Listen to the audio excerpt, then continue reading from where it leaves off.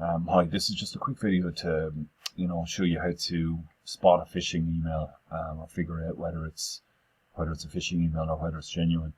If you don't know what phishing is, it's basically these crowd are pretending to be Amazon Prime and they're trying to get me to sign into my account so they'd have access to my account. Trouble is, some of these are starting to get really good. They look. This one is all right, but I've seen ones that would really have you wondering for a couple of minutes. And I just feel bad because people, could click on these things. It's a lot of people wouldn't realize, but it's easy to know how to spot them. This one's got spam written up here at the top. That's my server spam catcher. I put that there, but that doesn't really mean much. It means that this email might be a spam email. That's all it really means. And there's various things you can do about that. Your own spam protection on your own computer, you could use it. But I wouldn't pay much attention to that as to whether it's a phishing email. It might be phishing and not spam. I mean, it mightn't flag as spam because it's not really. There's a bit of a difference, but.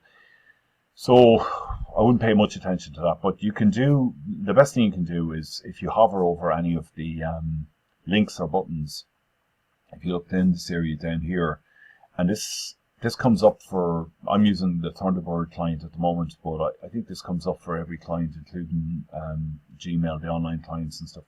So if you just look down here, you'll see the address that, if I was to click that button, it will go to that address. I've just hovered over it. That's all I've done. And if your email program doesn't have some way of identifying that link, just like as you see at the moment, I'd probably change or figure out a way of setting it up so that it can, or find out. I use this, every week. I'll get something that looks like phishing, and I'm not 100% sure just by the look of it. You could just kind of take the approach that, it looks like phishing, throw it in the bin. So you could do that either, but I just like to be sure because I do get a lot of emails and some of them do look like they're phishing and they're not. But most of them that do look like they're phishing actually are, is another way of looking at it. But anyway, if you want to find out, you just hover over it like that. And if you just look down in this portion down here, it says AmazonPrimeUSA.com.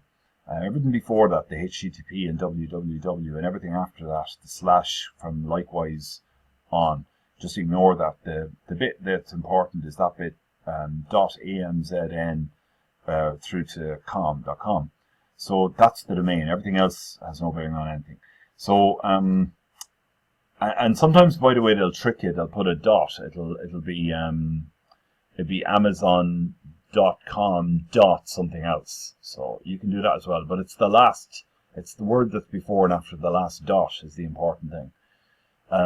So if that looks wrong, in this case it's spelled wrong, AMZN. Okay, so that's a dead giveaway there. But also it could be just something that looks kind of right. You could just go to your browser and type that in. If you thought it was okay, maybe you could just check it out. AMZN. Prime, I think it was .com, USA.com. I think that was it. Account, something like that. You could just type it in and go to that website. Obviously, technically, you could get a virus here, so you want to make sure you have your virus thing. But generally speaking, that's not what you're after. These are slightly different. They don't usually. But anyway, that's not Amazon Prime, so that's not Amazon Prime. So you just chuck that email down. It's definitely. It's definitely phishing. You can check the other, there's usually lots of stuff here, so that anyway.